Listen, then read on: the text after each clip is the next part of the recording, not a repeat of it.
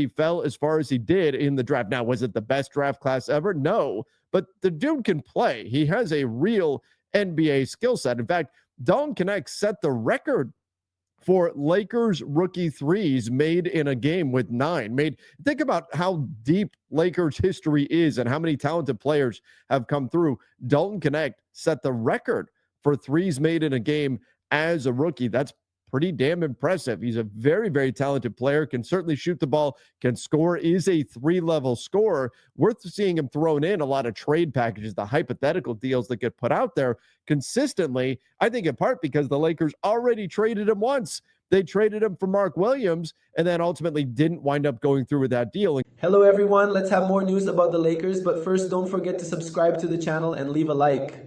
NBA Trade Idea sends $186 million star to Lakers for Austin Reeves.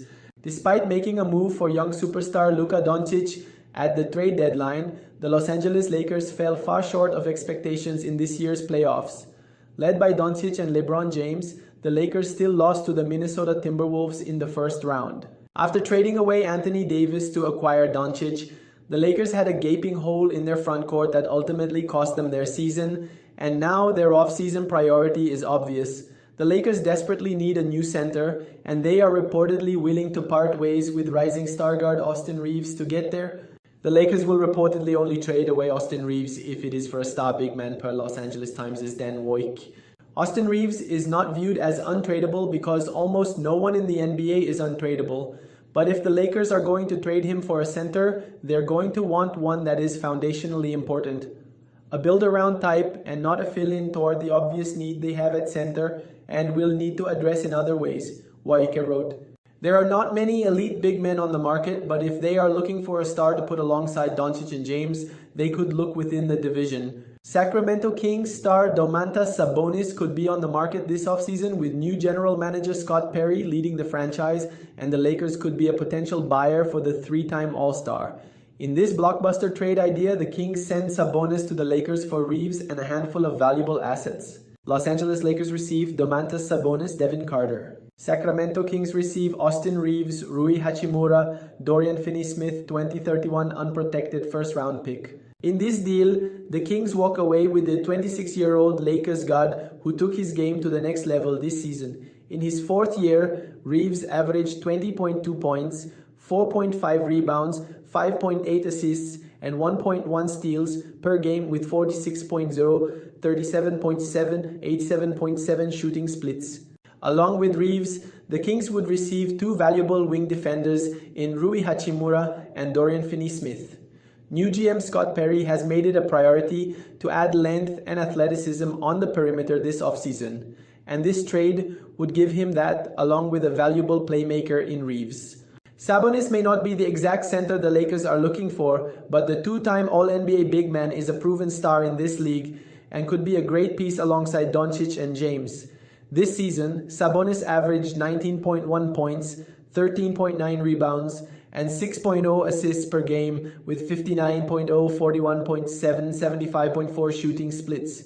James is entering his 23rd year in the NBA, and Doncic cannot do everything on offense, so having a big man who can be a playmaker and an interior presence could be ideal. Of course, a trade like this would likely be much more complicated with some rotating pieces, but a deal centered around a Sabonis for Reeves swap could benefit both sides enough to warrant an in-division trade. Now let's go to another video. Don't forget to leave a like. To trade him this summer. I'm Trevor Lane. This is the LakersNation.com YouTube channel. Make sure you subscribe right here. Now, no question, the Lakers, they need to make some changes this summer, particularly at the center position. Everybody knows they need to land a center, and most likely they're going to have to do it on the trade market. We want to take a look at the free agent center options that are out there. Well, there's not a whole lot. Miles Turner, probably not really available in the Eastern Conference Finals right now with the Indiana Pacers. Naz Reid, again, probably not available. Will be a great get for the Lakers. That brings us to guys like Steven Adams, Brook Lopez, Clint Capella, all of them north of 30. Are any of them guys that you're super excited about having as your starting center? Probably not. They're not the long-term fit next to Luka that the Lakers are going to be looking for. Nonetheless, potentially some good fallback options there in case you can't find the right deal. It's important that those guys are out there on the market. So potentially you could go into the season with maybe a Clint Capella for a taxpayer mid-level if there simply is not a good trade option out there. Al Horford, maybe he becomes a little bit more available now that the Boston Celtics are probably going to look to break up their roster now that they got bounced in the second round. God, see, it brings a smile to my face just saying it. The Boston Celtics got bounced in the second round. Absolutely love that. But the bottom line, there's not a whole lot out there in free agency. And then when we look at the Lakers trade assets, this is where we ultimately land on Dalton Connect, really, in a lot of these trade situations, right? According to Dan Wicke of the LA Times, rival scouts and executives view the Lakers' best non-Austin Reeves assets as their 2031 first-round pick, Dalton Connect, and the expiring contract. So people will immediately jump to, well, just trade Austin. We've talked about that already this week, that the Lakers still hold the view that Austin Reeves, if they're going to trade him, they need to get back a, quote, foundational piece, is what Wicke had, an all-star level player, somebody good. It needs to be a significant upgrade, needs to be somebody that you're going to build around at the center position if you're going to use Austin Reeves in a trade to get a center. Now, right or wrong, you may agree with that, you may disagree with that. That's the Lakers thinking, and that has not changed. That's nothing new. I'm surprised that people are surprised about this. That's nothing new. That's been the Lakers thinking with Austin Reeves for a few years now, the way they've looked at him. I still think they need to be more considerate of Austin Reeves trade packages this summer, simply because of the contract situation where Reeves can hit free agency, not this summer, but next summer in 2026,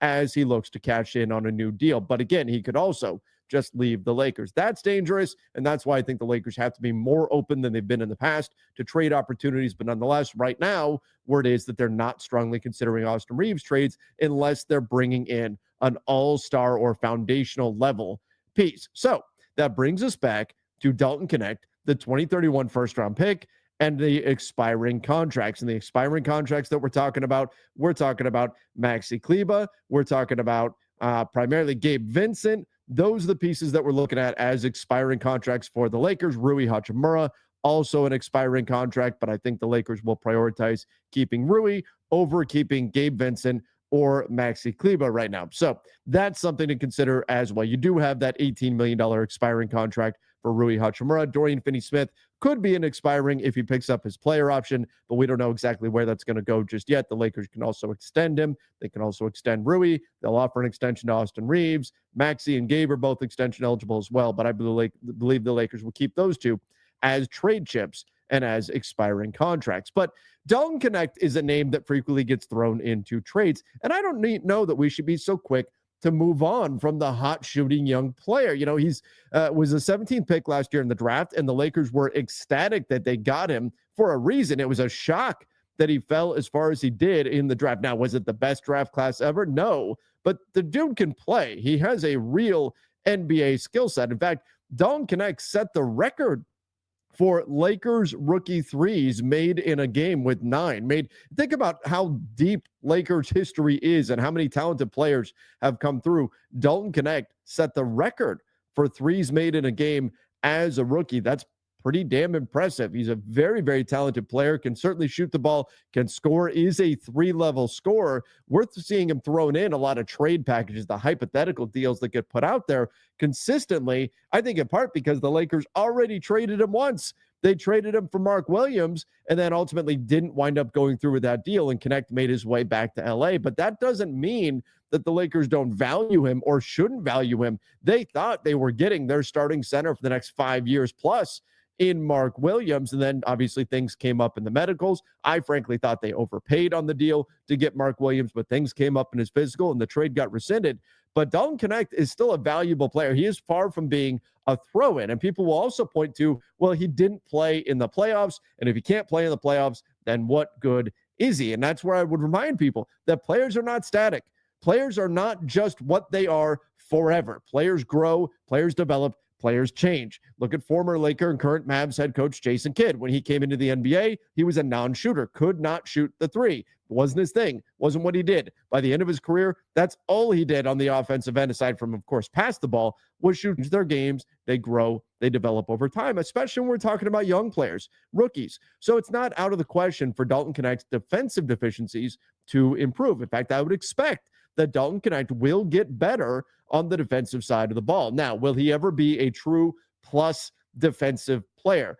I don't know if I can go that far. Obviously, there's some issues there. Physically, athletically, he should be an okay defender. He tests well in things like the shuttle run and things like that in the pre-draft combine last year, but he struggles very much on the defensive side of the ball, and that kept him from being played in the postseason. So can he grow there? Can he get better there? Yes. And if you believe that Dalton Knecht can at any point get to where he's even a slightly below average, right? That's all we're asking for, a low bar, a slightly below average defensive player. He could be a real weapon for a Lakers team that struggled with off the bench scoring. We saw it in the playoffs. We saw it in the regular season. They didn't have a lot of guys that can put the ball in the basket coming off the bench. And I very strongly believe that Dalton Knecht could be that guy. He could be the solution to that problem for the Lakers already sitting there on the roster. Now, of course, all of this begs the question, what are you going to give up then if it's not, they're not going to trade Austin Reeves. And if we're talking about Dalton Knecht, why he could be a valuable piece for this team moving forward, well, what else do you have to give up? And that's really the challenge for the Lakers. Do they want to give up that 2031 first-round pick? Would they prioritize keeping that, or would they prioritize keeping Dalton Knecht? That's certainly a big question, because the bottom line is that you have to give up something. And maybe that's ultimately where we land here, that the Lakers, they simply have to give up something, and it winds up being Dalton Knecht. That's the piece that moves out. But look, even as a rookie this year, and he's an older rookie, but still as a starter, when he got starting opportunities 16 times over the course of the season, Dalton Knecht, he produced 32 minutes per game, 17 points per game, 5 boards, 1.3 assists, and shot 40% from 3 and 46% from the field. When he got minutes, when he got opportunities, he produced on the offensive end. And you know those numbers are going to improve as he gets more into a rhythm, as he gets his legs under him at the NBA level. Those offensive numbers, the production, the efficiency, it's only going to get better. It's already good. That's the exciting thing. Dalton Knecht's production is already good as an offensive player. If you have any hope that he can become anywhere near an average defensive player, you really have something in him. You have a real weapon, even if he just projects out to be an off-the-bench scoring guy for the Lakers. That is a significant and real weapon that the team could use. Again, you have to give something in order to get something. So what are the Lakers going to be willing to part with? Could they part with their 2031 pick instead of Knecht? Might they be able to find somebody just using expiring contracts with Maxi Kleber and Gabe Vincent? Is that a possibility? But I don't think Dalton Knecht should be undersold simply because he didn't play this year in the playoffs and we saw him fall out of the rotation late in the season. That doesn't mean he's not a very talented player. He absolutely is. And I think he could be a major piece for the Lakers moving forward. So when we're looking at hypothetical trades for the Lakers and different things they could potentially do, I think it's important to remember that Dalton Knecht has real value as a player, both to the Lakers and around the NBA. He is not just a throw-in. And if the Lakers wind up keeping him, I'm going to be really excited to see what he can provide for them next season. Again, it could be that they're just out of options and that's who they're going to wind up trading. They already traded him once. Maybe that's the path we wind up going down. But this is a talented player and he should not be undersold. He is a valuable player for this Lakers team moving forward. And I think the only way they trade him is if they're getting something significant back in return. Lakers Nation, give me your thoughts on the Lakers trade assets, how they should prioritize those things. Is it the 2031 pick? Does that have more value than Dalton Knecht? Is it the inverse of that? And should Knecht be the guy to watch Game 7? So come join us today right here on the Basketball Bulletin YouTube channel. We'll be live 12:30 p.m. Pacific time, breaking down the game and talking hoops with all of you. So come hang out with us today for Game 7. So this meeting here, Giannis Antetokounmpo scheduled to meet with the Bucks. This is Chris Haynes reporting on it. It gives a lot of detail here on exactly what is about to go down. So let's give this a look. I was told the Bucks made contact with Giannis Antetokounmpo early as this morning, and sources relate to me that a meeting is expected to be scheduled for mid next week. This is where Giannis is going to have the chance to speak with Bucks brass and talk about the direction of the team. And there's a lot going on with the Bucks this offseason. Knowing Giannis personally, one of the toughest competitors we have in this league, guy who has great ambition. He wants multiple championships. That's all he wants to do, is be put in a position where he can play alongside a team that has a chance to fight for a title. This is going to be a very, very crucial meeting next week. See, that right there, that right there, to me, that's everything. That's everything right there. He wants to be in a position where he can win multiple championships. He's already won a championship. He wants to win more. He feels like he needs to win more championships in order for his career to be complete. He's 30 years old. He is one of the all-time greats that we've seen in this league. He is an absolutely phenomenal player, but he doesn't feel like his career is going to be complete unless he wins multiple championships. Well, guess what? It can't happen in Milwaukee. It's not happening. They're done. It cannot happen in Milwaukee. Look, if Giannis decides he wants to stay a Milwaukee Buck for the rest of his career, there is something valid and noble about that, right? Spending your entire career with one team. It doesn't happen very often anymore. Would be cool to see. If he wants to win a championship, though, if that's more important to him, he's going to have to leave. Milwaukee is not set up to win a championship. Their window has shut. They're done. They're not winning another championship. Now, the Bucks will try during that meeting to convince Giannis Antetokounmpo that, oh, no, we have a way we can contend for a championship. I don't see it. You look at their cap sheet, and it does not make sense. They don't have the flexibility. They don't have the future assets, and now you are down Damian Lillard on, terrible injury, torn Achilles. He is probably out all of next season. The Bucks, they sure as hell are not winning a title next season. So what are they going to do in order to convince Giannis Antetokounmpo that he can win? I actually think it would be the best for the Bucks, maybe not financially, but the best for the Bucks in terms of eventually winning basketball, to work with Giannis and find a trade, because I think they're going to get a haul. They are going to get so much in exchange for Giannis Antetokounmpo that they could very well build the future of this club based on the foundation that the Giannis Antetokounmpo trade will provide them with. So I think it could actually be in the best interest of the Bucks for these two to part sides, but I'll tell you what is for sure, it's in the best interest of Giannis Antetokounmpo to leave the Milwaukee Bucks if his desire is indeed to win championships, which is what Chris Haynes was just talking about. Now, Kurt Helene of NBC Sports did a nice breakdown here on who would be interested in Giannis. First and foremost, though, let's be real. Everyone is interested. 29 teams are making the call on Giannis. 29 teams are making the phone call to get Giannis Antetokounmpo. That's how damn good he is. They're all making that call. But San Antonio, very clear. They got the number 2 pick in the draft. That would be an attractive asset they can put in the trade. They've got other pieces. Could you get Stephon Castle out of San Antonio if it's Giannis Antetokounmpo? Again, this is Giannis. He's under contract for at least 2 years, has a third-year player option. This is not a player like Kevin Durant, who is 1 year away from free agency and can dictate his landing spot. Giannis can try to work with the Bucks, can say, hey, I'd like to go to teams X, Y, or Z, but ultimately the Bucks are in the driver's seat and they're going to get to pick where Giannis goes. But it would make sense for Giannis to want to go to San Antonio. That's a club that is ready to win right now. They've got Wemby, an incredible talent, paired with Giannis. They're immediately a title contender, even if it costs them Stephon Castle, who's the reigning rookie of the year. They've got Harrison Barnes. They've got Keldon Johnson. They've got the number 2 pick in this year's draft. Again, we talk about building the foundation of the future of the Bucks. San Antonio can provide that while putting Giannis in a position to win right now. Meanwhile, the Houston Rockets, another team. Unfortunately, Houston, from their perspective, did not move up. In fact, they finished with the 10th pick in the NBA draft. They've got that Phoenix pick. But get this, I think this is really fascinating. Helene reporting here. League sources told NBC Sports the Bucks may be higher on a Jalen Green-based trade than Alperen Sengun. Houston would be open to trading Sengun. This is shocking to me. I would rank Sengun far above Jalen Green. And I like Jalen Green just fine. He's just streaky as hell. But I would much prefer, if I'm the Milwaukee Bucks, Alperen Sengun. Maybe they just feel like Jalen Green has some upside that's been untapped. And look, that I think there's something to that. That's fair.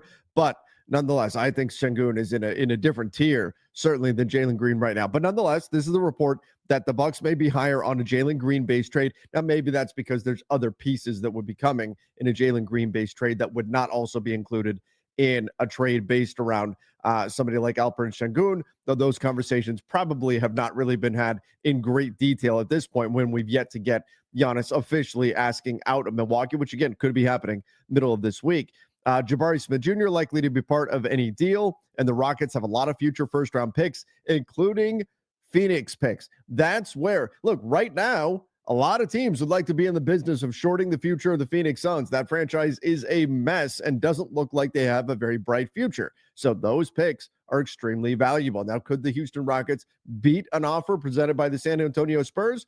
Potentially. I think it would be a really interesting bidding war. But the two Texas teams there, assuming the third team and the Dallas Mavericks don't want to give up that number one overall pick, the San Antonio Spurs and the Houston Rockets, they can very well wind up being the two teams that battle it out for Giannis as the primary landing spots for him, should he, as I'm expecting, middle of this week, ask out of Milwaukee. Now, the Brooklyn Nets trading for Antetokounmpo is Brooklyn's plan A. They have a lot of future draft picks they could throw into a deal, including number 8 this year with Cam Johnson at the heart of the package. Now, yet it may be D'Angelo Russell as well, though I would certainly hesitate to cite D'Lo because he is a free agent, so then you're getting into a sign and trade or something like that. But would Giannis be okay with this? Look, the Milwaukee Bucks, we've talked about it. They will work with Giannis to find a trade. If Giannis asks out, they're not going to send him to basketball Siberia. They're not going to send him to a team that has no shot to win. Why? Because Giannis has been the MVP as a Milwaukee Buck. He's brought a title to the Milwaukee Bucks. They're going to work with him. They're going to want to send him to a place he wants to go as long as they can get the kind of return that they want. I don't think they're going to do something like send Giannis to a team he doesn't want to go to. I don't know. If you're the Brooklyn Nets, yes, you want Giannis Antetokounmpo, but you better have a solid plan of how you're going to build a contender if you do land him from day one. That would have to be explained to Giannis ahead of time, and Giannis would probably have to sign off on that. And that is the big question mark around the Brooklyn Nets and their ability to land Giannis Antetokounmpo. It's, can they present convincing proof that they have the ability to pivot and build a team immediately that can win right now if they wind up winning the Giannis Antetokounmpo sweepstakes. Now, again, a lot of other teams will get in the mix. The Golden State Warriors, I talked about them the other day. They can try to get into the mix by putting together a package. They've got players, Jonathan Kuminga, perhaps in a sign and trade, Moses Moody. They do have draft capital. They've got some young talent. Brandon Podziemski certainly can't be off the table in this scenario, but maybe that's something that the Golden State Warriors could look into. Certainly, they're going to be making that call. But once again, 29 teams are making the call. The Miami Heat, they're always in on every top-level star, whether or not they can actually get them. I don't really think they have the assets to get Giannis Antetokounmpo, but they will do their best to try to get into the mix. My Lakers and the New York Knicks, look, the Lakers, they can package together Austin Reeves, Rui Hachimura. They do have one draft pick. I don't think they have enough. I don't think they have enough in order to truly get into the mix for Giannis. It would take Giannis saying, I want to be a Laker and only a Laker, and I do not want to play anywhere else. And even then, because he's got 2 years left under contract, that threat doesn't have as much teeth to it as it would if Giannis was going to be heading towards free agency, say next summer or something like that. Meanwhile, New York, similar situation. They've traded all their picks to get Mikal Bridges. They could package together a few players in order to go try to get Giannis. They will certainly make the call, but right now the Knicks are more worried about potentially winning an NBA championship this year than chasing after Giannis Antetokounmpo. So the bottom line, big meeting coming up this week. Again, my expectation is that Giannis will ask the Milwaukee Bucks to trade him. And if that happens, off we go. And this summer is going to be all about the Giannis Antetokounmpo trade. We'll be talking about Kevin Durant and lots of other deals out there on the market. This is going to be the summer of trades around the NBA, which is why you need to make sure you do subscribe right here to the Basketball Bulletin. We will keep you in the know. And don't forget, come hang out with us today, 12:30 p.m. Pacific time. Game 7, Nuggets, Thunder. Let's go. Giannis Antetokounmpo drops cryptic clues about next team amid trade buzz. While the NBA playoffs are ongoing, several teams are preparing for the offseason. With the offseason comes the speculation about star players potentially moving to new teams. The basketball world was stunned when former Dallas Mavericks star Luka Doncic was traded to the Los Angeles Lakers in exchange for Anthony Davis and other assets during the season. Now, another top player could be on the move, Milwaukee Bucks star forward Giannis Antetokounmpo. The 12-year NBA veteran has spent his entire career in Milwaukee, leading the team to its first championship since 1971 when the Bucks won the title in 2021. Antetokounmpo is the franchise leader in several categories, including games played, points, rebounds, assists, and blocks.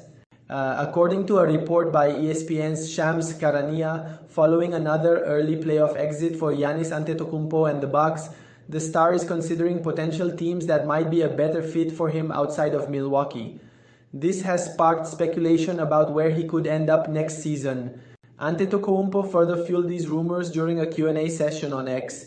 When asked which city, apart from his hometown of Athens, Greece has made him the happiest to visit, he responded by saying it was the Florida cities. Florida has two NBA teams, the Miami Heat and the Orlando Magic. NBC Sports suggested that the Heat could be a potential destination for Antetokounmpo. Writer Kurt Helene pointed out that Miami has struggled in recent years and needs to make significant changes to compete. Helene feels the challenge is that the Heat lack the draft picks the Bucks would want in a trade. A deal involving Andrew Wiggins, Duncan Robinson, and Nikola Jovic could work salary-wise, but the Bucks would likely prefer Tyler Herro. Miami can only offer a limited number of future first-round picks, which may not satisfy a rebuilding Bucks team. Nevertheless, expect ongoing trade rumors, as Heat team president Pat Riley is known for making bold moves. This follows reports indicating that Antetokounmpo is intrigued by the prospect of playing in a state without income tax. This speculation has led some to believe he might be considering teams like the Houston Rockets, San Antonio Spurs, or Dallas Mavericks, because Texas has no state income tax. However, it's worth noting that Florida also has no state income tax. The rumors continued during his recent Q&A session. When asked about his favorite city to play in on the road, he mentioned New York, which prompted discussions about potential interest from the New York Knicks.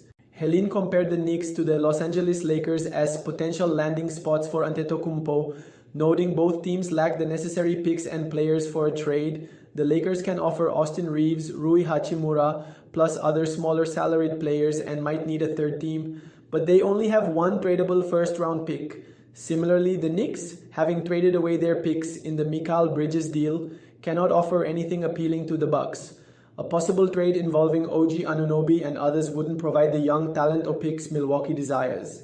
Only time will tell if Antetokounmpo will no longer wear a Milwaukee jersey next season. And you, fan, what do you think about Giannis Antetokounmpo situation? Leave your opinion in the comments.